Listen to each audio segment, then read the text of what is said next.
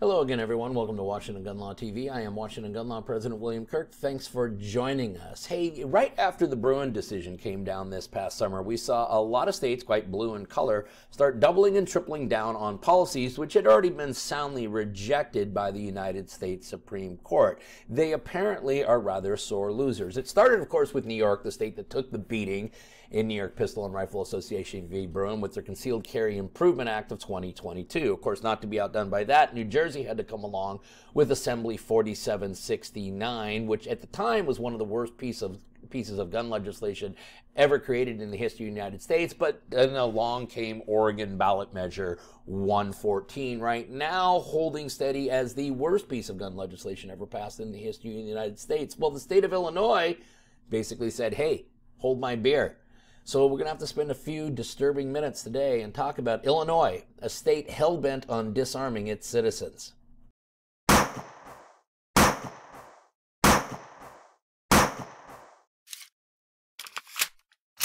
Okay, so the issue we are talking about today is Illinois House Bill 5855, and my God, this is a doozy. Now, I believe that this is probably being sold to Illinois residents, number one, as a way to save lives, and number two, that this is a ban on those dangerous assault weapons and high-capacity magazines. Now, for my viewers, I am going to use the term assault weapon, and I know many of you are going to freak out.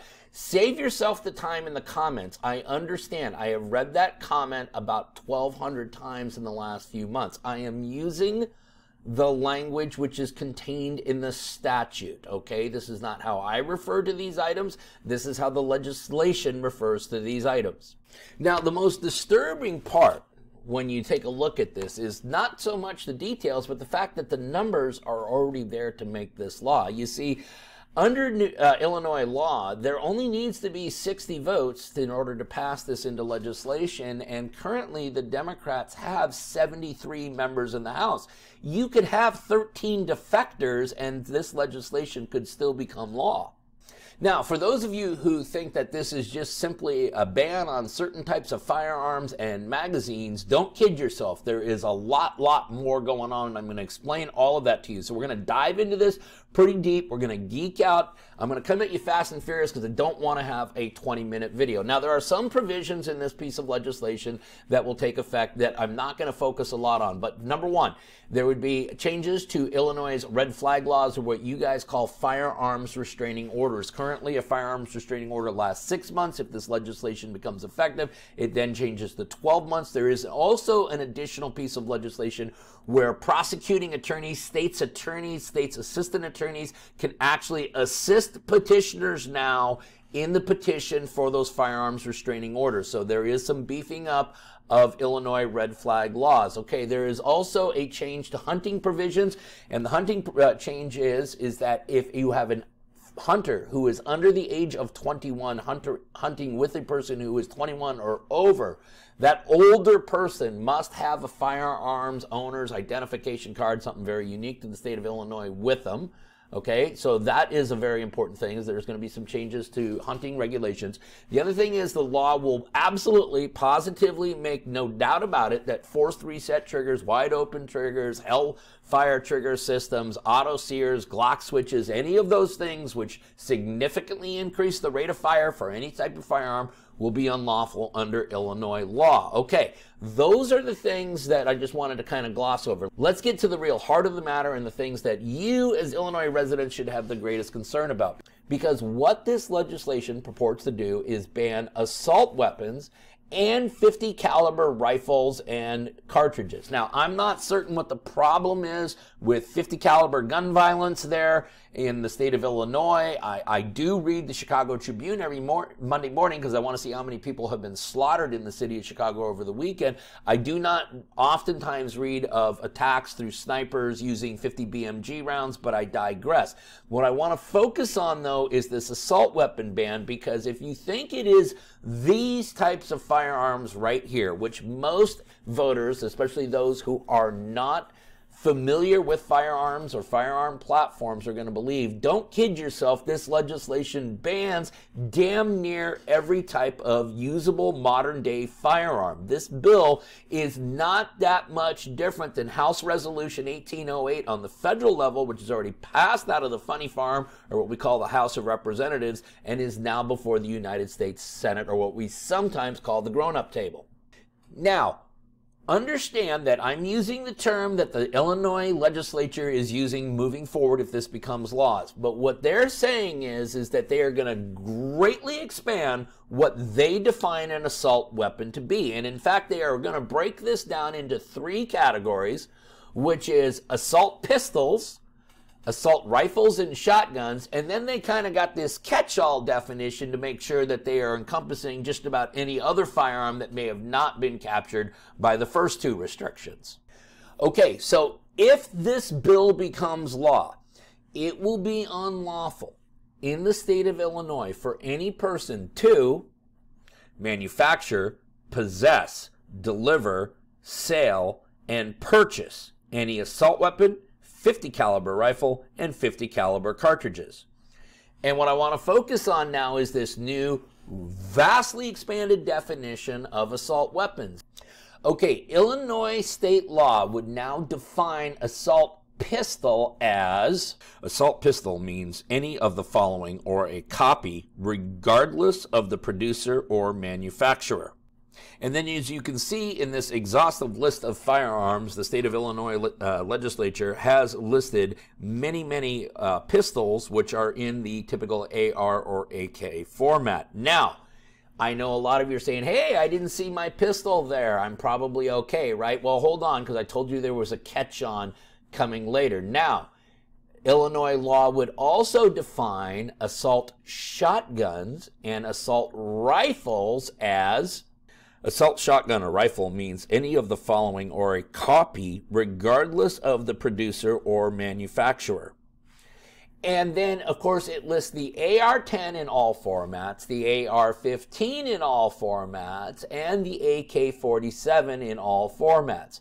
Plus, as you can see from this exhaustive list here, there are nearly 40 other firearms which are listed by make and manufacturer, which would instantaneously become illegal overnight in the state of Illinois.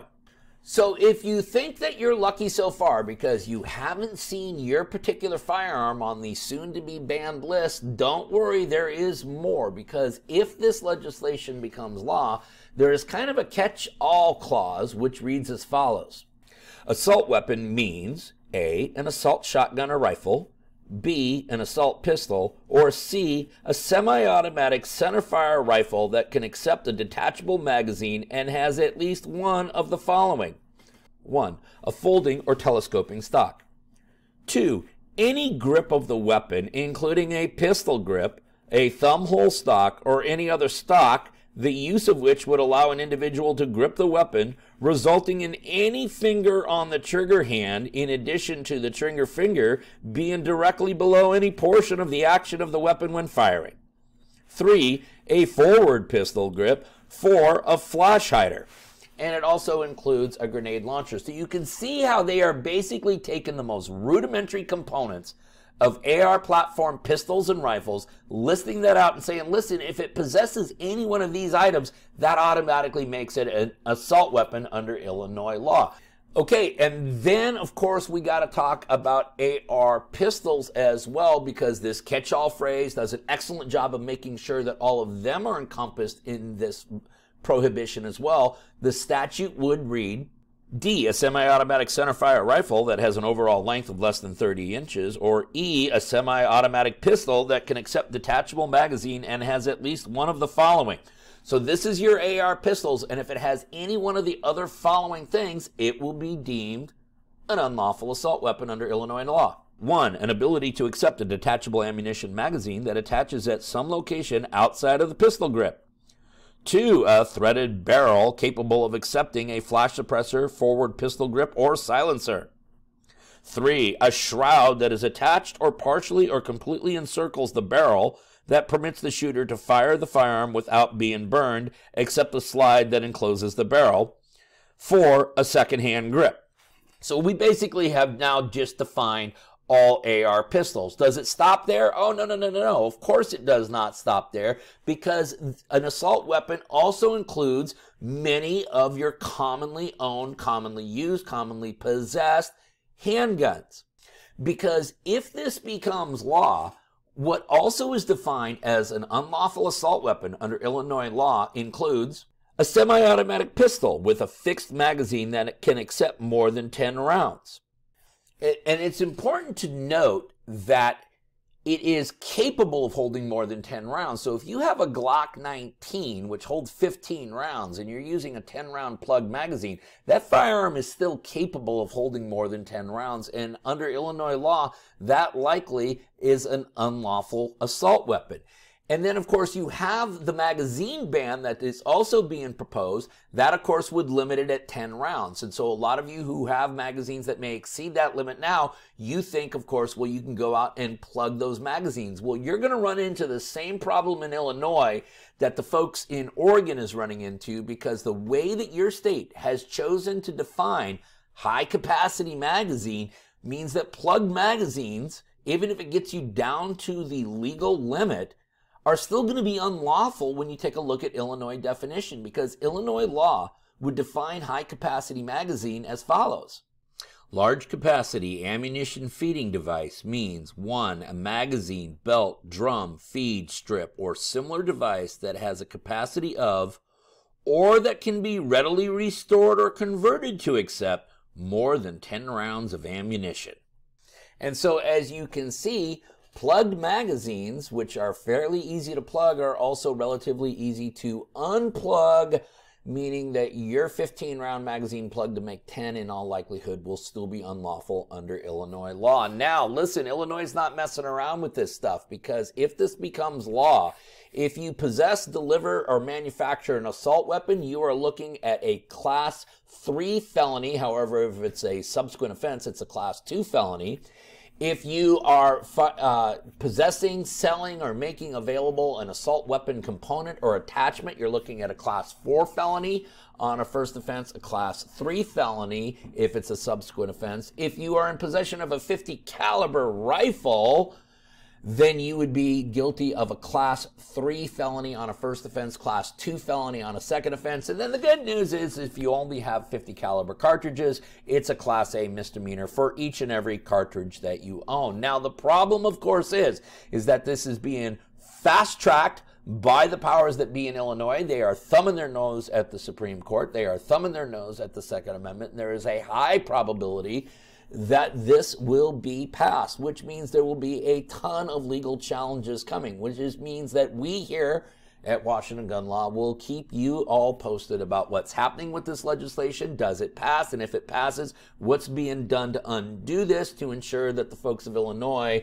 still get to enjoy their Second Amendment rights. In the meantime, if any of you have any questions about this or anything else related to your Second Amendment rights, remember, you can always contact us at WashingtonGunLaw.com, or of course you can call us directly at 425-765-0487. Now, let's remember, part of being a lawful and responsible gun owner, like we talk about all the time here at Washington Gun Law, is to know what the law is in every situation and how it applies to you in any instance that you may find yourself.